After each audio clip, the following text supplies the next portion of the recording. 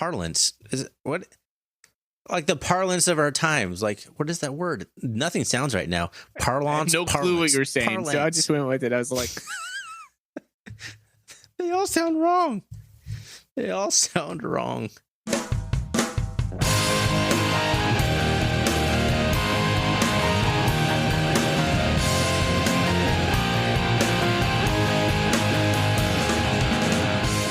Happy Friday. Hope everyone had a good week. Thanks for tuning in to the second episode of Two Dudes Named Ryan. I am Ryan Eintz, joined by Ryan Zwei. Yes, we went German on this one tonight. You'll see why in a little bit. Foley, man, how you doing tonight? I have no clue what you're talking about. Well, you wanted me to say Ryan numero uno and numero dos. So whatever you want to call it, I'm Ryan number one, you're Ryan number two. That's predetermined. There's no changing it now. It's on record. I'm in charge. I'm Ryan number one. Right on, buddy. How was your week, man? It is hot. I am melting like a toasted cheeser over here, dude. It was 95 degrees today. I was at my son's Little League game. 95. That is not fun when it has not been over 70 over here in Spokane. So it has been hot. It's getting towards the end of the school year, which I'm pretty stoked about. But man, the heat is just draining me. Yeah, kicked it up a notch over here too. But for the first time in my home ownership life, we have central air. So not too bad over here. I'm not minding it as much. Just that when I have to walk my daughter to school, that's about it. So otherwise, I'm just sitting inside, chilling in the refrigerator. It's nice having central air. My house has it too. Takes that edge off at night. So if it gets just a little too warm, you just kick it on at night. It's perfect. I love that. Have you used the classic dad phrase when someone leaves the door open? We're not paying to cool down the outside.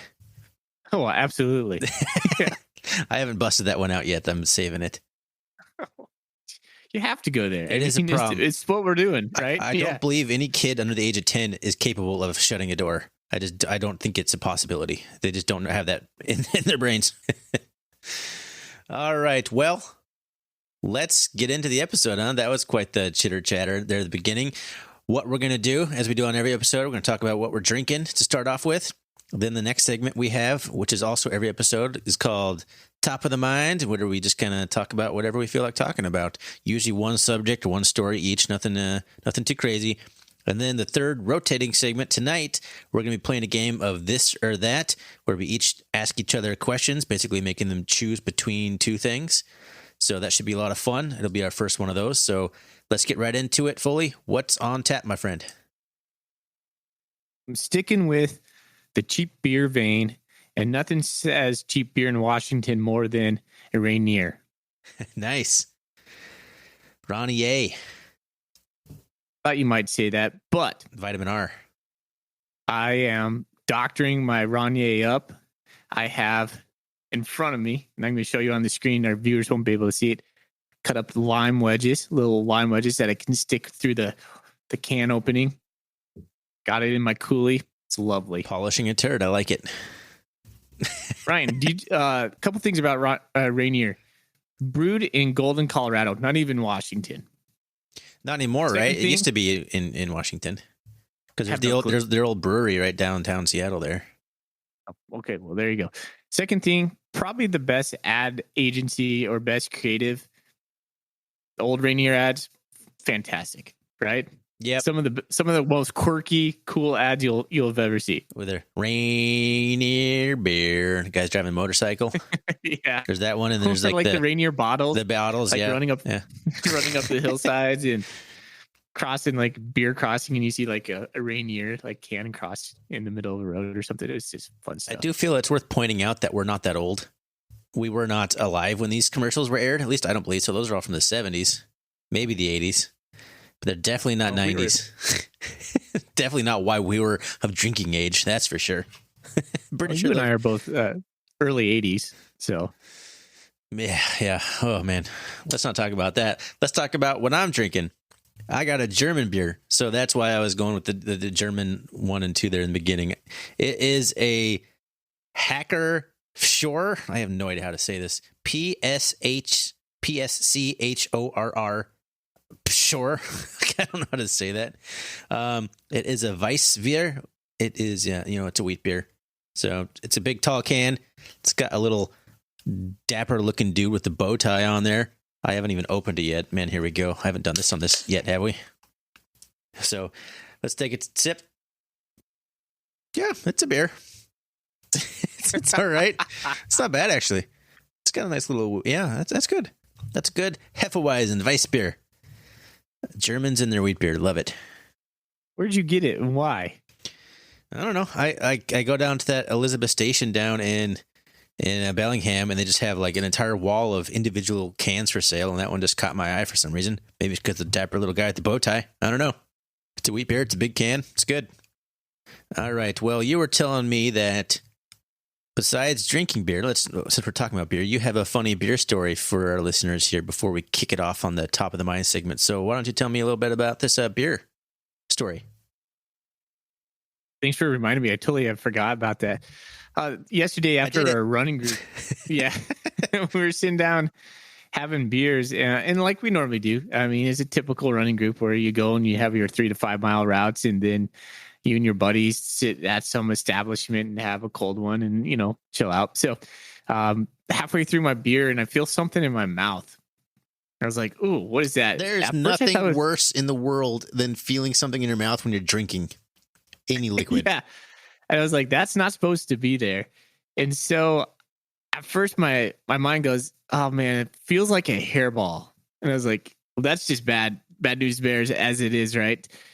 So I reach in my mouth and I pull out a dead, balled up spider. Oh, no. Oh, no. Oh, my goodness. And I threw it on the ground and I was like, I was just shocked. And I was like, oh my gosh, I got to pick it up. I got to examine this. So I picked it up off the ground, held it in my hand, put it on the table. And it was like, curled up. Its legs had been like folded up. And it was a dead spider, and like my friends were like, "What the heck is that?" And so I called the barmaid over, and she came over and she's like, "I'm so sorry." I was like, it's no big deal. Like we go to this place all the time. This is the first time in the 6 years I've lived in Spokane that anything's happened like that this. Happened to the other bars in town, but this is the first time it's happening here. So it kind of shook me up there for about 10 minutes, but then I was like, you know what? Oh, who cares? Like, let's just keep this train rolling and then finish the night off pretty good. The only way to disinfect your stomach is to drink more alcohol. So I think that's the only course of action at that point. That is horrifying, man. It's a good thing that my wife will never listen to this podcast because she doesn't listen to any of our podcasts. She would be horrified and she'd be having nightmares from that. She's deathly afraid of spiders. I'm not. I certainly don't want to drink one out of my beer, though. I would probably not be as cool as you were about it. Oh man. Oh, thank you for that story. What are you gonna do though? I mean, it was just sitting there on top of my tongue, and I felt it like kind of squishy, and it was just and then pulled it out. There it was, just like this curled up dead. I mean, it was a pretty big spider too. It wasn't just like a little guy. It was a big one.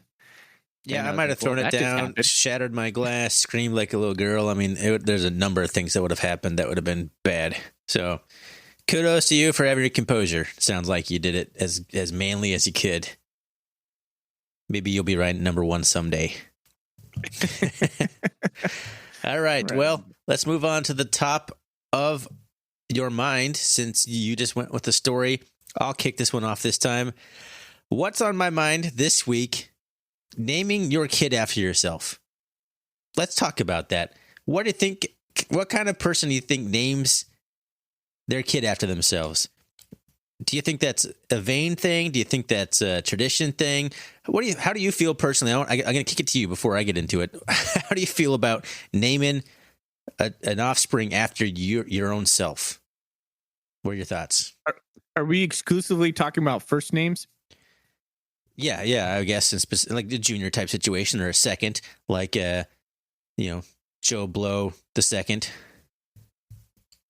So my father was named after my grandfather, and they called him Junior. At least his family did. It's common. I mean, yeah. So I think it's more of a traditional thing. I don't think you see it as much. I think my grandparents, our parents' generation, I don't think you don't see it with like our friends as often. I don't have a problem with it. It just I guess I never gave it two thoughts, but I I think it's more common now with middle names. I don't think it's a narcissistic thing. I think it's more like this is kind of passed down, so you're going to be like the next Ryan in the group of many Ryans that. But somebody had to start this, though. I think you've hit the caveat here. I think, and this is where my landed on it too. If it's already going, number one, now you got kind of obligated to keep it going, right? Do you want a guy who breaks a tradition of naming your kid Joe Blow the 14th?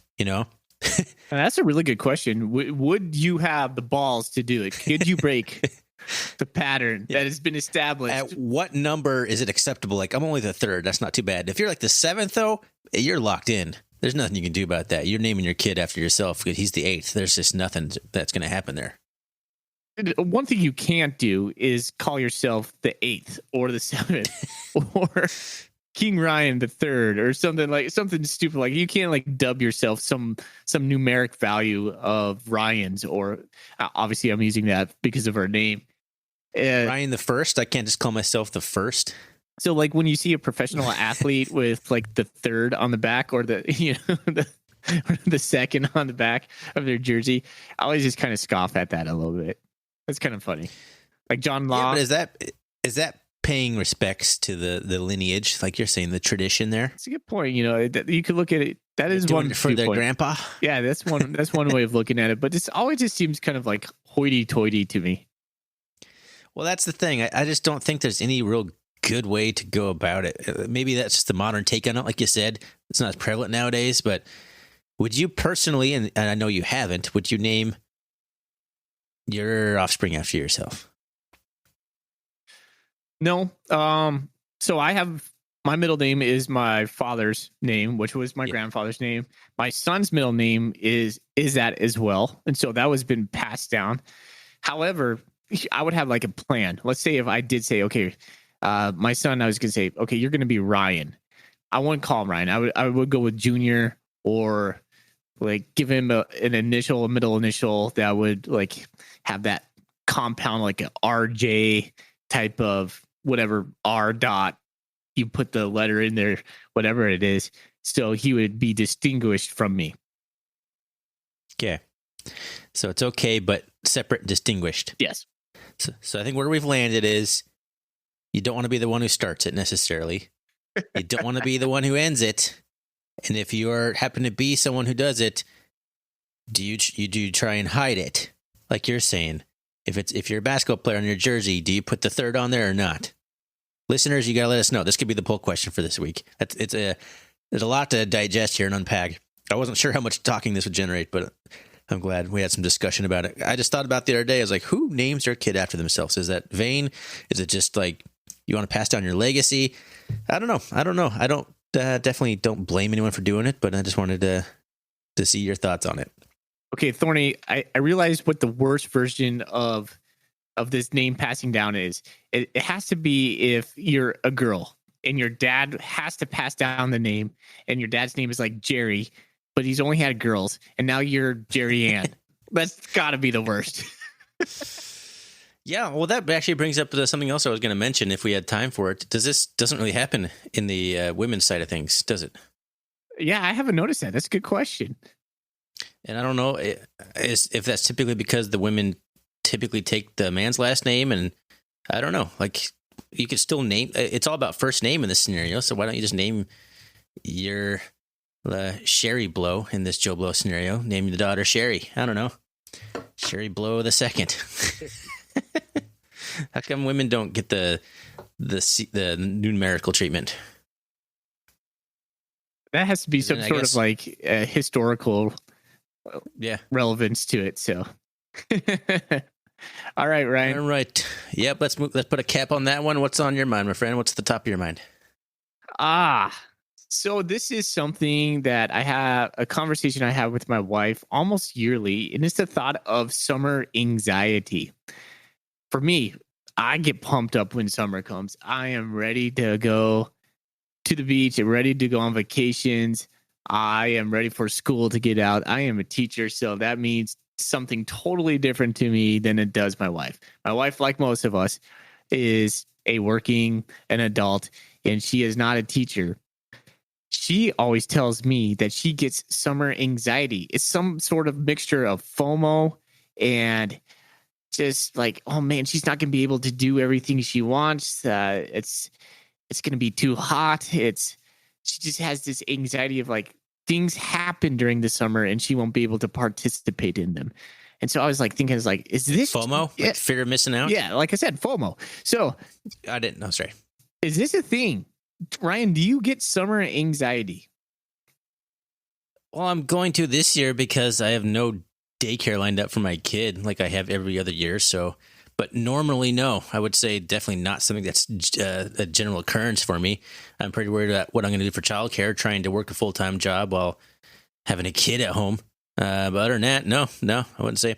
The only anxiety I ever have is the fact that I'm almost always overweight and I don't like wearing summer clothes because I like to layer up and hide my fat. But other than that, no, I would say I don't really have any summer anxiety. Do you think this is more common than I'm thinking it is? I don't know. I'd have to pull my wife. I'd have to ask her, do you get any anxiety for summer? It's a good question. Maybe that's the Twitter one. That's a good question for people listening in. Let us know on Twitter. Two Dudes Ryan. That's TWO. I spelled out Two Dudes Ryan. Do you have summer anxiety? I can't say that I do. I can't say that I have any anxiety over anything. It's seasonal. Other than the fact that, I know fall is football season. That gets me pumped up. I wouldn't call it anxiety, though. Do you have a favorite season? Fall. Yeah. Fall's pretty special. I love the leaves. I love the temperature where we typically live up in the northwest. And football. If I already said that, doesn't matter. I can say it twice. So, yeah, fall's by far the best season. Right on, buddy. Well, we're going to have to do a little research on this summer anxiety. I did do some Google research on it prior to this week because I've been thinking about it a little bit more. And so seasonal depression, very real thing. Yes. Most of the time it's during, the winter months when you have less light, dreary weather, all this stuff. But yeah, like 10% of the population do get summer depression. So it's a very real thing for 10% of the population out there. 10% of people get depressed during the summer. Huh, interesting. I wonder why that is. That's very interesting to me. I have central air now. Why would I have any anxiety? You're living like a king. I am. Our old house, man. We had a temperature gauge in there. It would get in the 90s inside the house sometimes. Whew. You can't sleep. You can't do anything in that. You're just sweating. No, you're putting baby powder everywhere. All right. Well, is that the end of the summer depression discussion? I think so. All right. Sorry, I didn't have much to offer on that one. I'm like, I don't know what that is. Never heard of it. Haven't experienced it. All right. Well, let's move into our this or that segment where we ask each other to choose between two things. And then there's going to be a little bit of debate on it. And then we're going to give you where each person lands and we'll move on to the next question. I think, Foley, you're going to start us off on this fun on our first as everything we're doing on this podcast is the first iteration of it. So we're going to see what works and what doesn't. But let's kick it off, my friend. Right on. And this one's inspired by El Presidente, David Portnoy. David. Oh my gosh, I just forgot his last name. I'm going to start over. Portnoy. There it is. Thick crust or thin crust? Man, I am all about the thin crust. If you know anything about me, texture, crunch, I love crunchy everything. If there's two versions of something, there's a crunchy version and a not crunchy version. I'm always picking the crunchy version. Thin crust by a landslide, though it's not very filling. That's the only downside, but the texture. How about you, my friend? Yeah, I'm with you on the thin crust. It has to have that char. Like, if it's an oven baked pizza, we were, my wife and I were just at a oven baked pizza joint over the weekend, and the little black crispy parts on the very end, which my wife was like, you don't want to eat that. I was like, no, save those for me. It's the best part. That's the best part right there. I worked at a pizza place when I first moved out to Washington, and it was a wood-fired pizza place, and you wanted it to be, they called it kissed by the oven. Those were the little kisses, the little burn spots there. And my joke was always when you burn the pizza, like, well, that one made out with the oven. That's a little too much. Throw that pizza away, or give it to the employees and they eat burned pizza, whatever. We've all done it. All right. Well, I'm glad you picked food topics, because I got a food topic for you. Pancakes or waffles? Definitely waffles all day. You're a waffle man? All day long. Is that the same thing where it's the texture? Crunch? They're a little bit crunchier generally, not always, but yeah. So like you, I do enjoy a good crunch. That's well established in my life. I think with waffles, though, you get... I can't even say the toppings, because you can put the same toppings on pancakes as you can waffles. Yep. Yeah, it's a texture thing. I don't think I've ever really thought about it, but now you're forcing me into this conversation. It's got to be a texture thing, because it can't be really all that much else. Because I do like the fruit in the waffles as well. I do like fruit in pancakes. I do like chocolate chips in pancakes. I do like chocolate chips in waffles. But I feel like, okay, so I think another thing, Ryan, I feel like you can eat one big waffle and be satisfied. What is like the appropriate amount of pancakes? Like 2? Depends on what else you're having with it. But if you're having just pancakes, man, you need like 3 pancakes. 3? Okay. So, well, I guess it depends on what size too, right? That's true. All sorts of factors here. Yeah. The density of the pancake. But waffles for me, because, man, they got the little syrup pockets. They got little just things to hold little bowls of syrup in there. Good point. And how is it? You just cut into it and it just like oozes all over. And oh yeah, waffles for me for sure. And when it's mixed with the half melted butter and the syrup, that marriage of that in that little pocket is just waiting for you. Delicious, right? Yeah, I'm a big fan of like that big dollop of like whipped butter that places put on their pancakes or waffles. Do you like fan? Do you like when syrup gets on bacon? Yeah. Oh, I like when syrup gets on everything. Come on, man. Like, no, syrup can't touch the bacon. They make candied bacon, man. It's just basically sweetened brown sugar bacon. You can make every single meat sweet and it's delicious. Yeah, I don't know. Not an all the time thing. I wouldn't do it on purpose, but if it happens, it's not going to bother me. Or hit us. Okay, I'm going to stick with the food. Got a couple of them, but I'm going to stick with this one. Yolk or no yolk? Oh, man. I would do all yolk if possible. I love yolk. I love a runny yolk, an oozy, velvety, creamy yolk. Give me all the yolk. I think it's got to be balanced out with the whites. I can't have too much yolk. It's a yin and yang thing for me. But Eggs Benedict is basically yolk sauce on top of more yolk. And it's sad like the Eggs Benedict. Fair enough. That's a hollandaise sauce. It's just egg whites with butter. It's just it's so unhealthy if you think about it. But yeah, I love egg yolks, man. I've discovered recently I don't like them too runny. I like to cook them until they get like a thicker, velvety texture. But yeah, oh man, I got to have runny egg yolks every single time. All right. I'm going to, most of my questions are food related, but I'm going to pivot because we've been doing food. So what sports sound is better? A swish or the crack of a wooden bat? Oh, even before you even asked me, is the crack of the bat. Yeah. I thought you would say that. You're a big baseball man. No doubt. It's such a sweet sound, and it can't be replicated when you're watching TV. You have to be live. Fair enough. I'm going to go with swish on this one. I love that sound, man. And that one definitely can't be replicated either. But when you're shooting hoops and you get that, oh, there's just nothing better than the swish. I actually, maybe at some point we'll do a whole episode on best sounds in sports because there's other ones there too. But I would say I put the crack of the bat in there specifically for you. I don't even think I'd have it in my top 3, but swish number 1. And yeah. So we land on a different one. We finally disagreed. Man, I could watch a montage of just like home runs, and I do. You know, you go down the rabbit hole of YouTube sports videos, and you just watch like the crack, crack, crack, crack, crack, crack. You're just watching guys just jack dingers. It's awesome. I love it, man. Yeah, the crack. Fall asleep to like a white noise montage of swishing nets. Has to be a wooden bat. You can't. Get that aluminum junk out of here. That doesn't belong anywhere in the top 50 sports sounds. A boxer punching another guy in the face is a better sound than the metal bat. Gotcha. All right, Thorny, I got one for you, buddy. This or that, road trip or fly? Road trip. Grew up road tripping. You're probably going to say the same thing. We're from Montana. You have to drive 2 hours to get anywhere. So we basically, that's all the road tripping we did when I was a kid. We went down from like Montana all the way down to Bryce Canyon, all the way down to Phoenix one year. We road tripped everywhere, hours and hours and hours in the car. Big road trip fan. Hope to do more of it with my own kids. Although as a dad, it's way less fun. I'll tell you that much. Road trips for sure. No way. I hate road trips. My father. Why? I don't. It stems from when I was a little kid. My father would say, "Hey, we're gonna go for a drive this afternoon. We're gonna have some fun." And I hated going for drives. They were just so boring. It's never left me. I just like getting to the destination. I do not enjoy the time in between.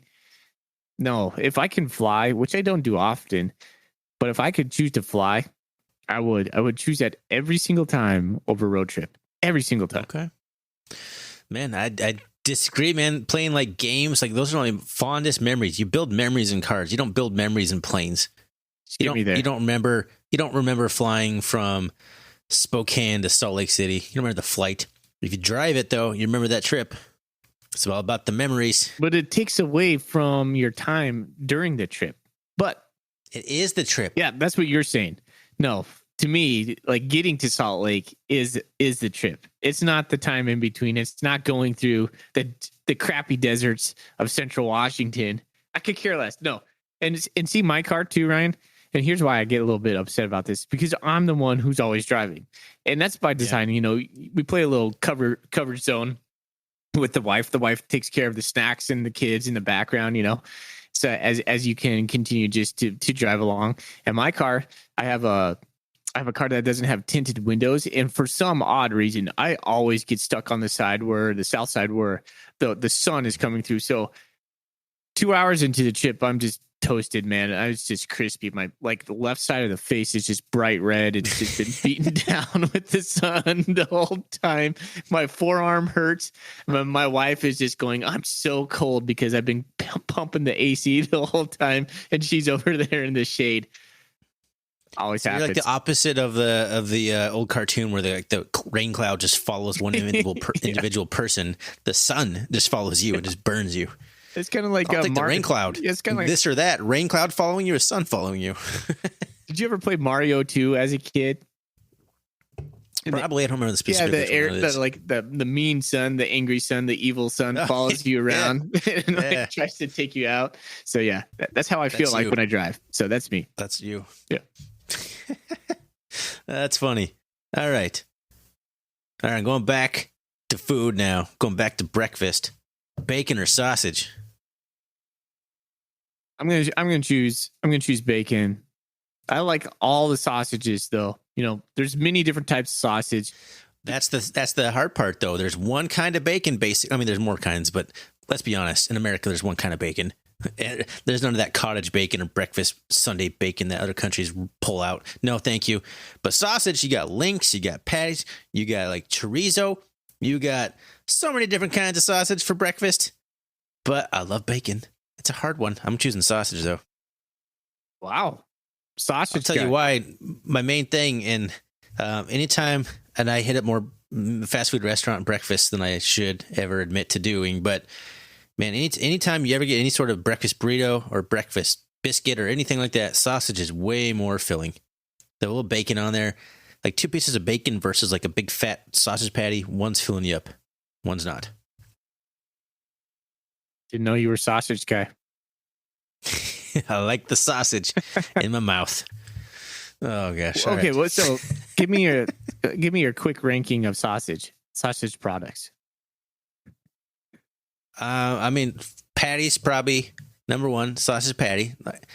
I'm sticking with breakfast here. You can go all sorts of different things in this, but yeah, breakfast for is a patty, then the link, and then just ground up, crumbled up into like a scramble. And then chorizo and eggs. So good. All of those are like right on par with bacon, in my opinion. All right. I'm probably missing some kinds of sausage, but those are the best ones. And pancakes, you can take a sausage link and roll it up in there. You can't do that with a waffle. A little pigs in a That's blanket. good. Pigs in a blanket. Yeah, pigs in a blanket. That's classic. Can't do it with that bacon or waffles. All right, Ryan, I'm going to hit you with one more for me. Okay. Okay. Dine in or take out? Well, you're just asking in the middle of a pandemic where most of us haven't really eaten in all that much. So I miss dining in. So yeah, dine in right now for sure. It's always a mess with the kids. We have kids. It's awful. They're jerks. No one has any good time. But I miss not having to worry about dishes. Even when you bring takeout back, you still got a mess to clean. You go to dine in, it's their mess now. You deal with it, wait staff. So I'm going dine in. Probably have to agree with you on that. Better conversations happen in dine in. I am looking forward to getting past the kids stage 2, where you don't have to worry about just like the craziness that is kids. And so when you get a chance to go on a date with your wife, that is always the best, when you get to sit down at a restaurant that you hadn't been to in a long time. It's awesome. All right. Well, you know what? I think we're running long here, so I'm going to go ahead and put a cap on this episode. That was some good banter on the this or that. Thanks, everyone, for tuning in. If you found us randomly, appreciate it. Give us a rating, a review, a like, anything on any of the podcast platforms you listen to. You can check us out on Twitter. That's basically the only place we exist right now. Two Dudes Ryan. That is TWO, because I spelled it out. Two Dudes Ryan on Twitter. And until next time, we're two dudes named Ryan. I won't regret what I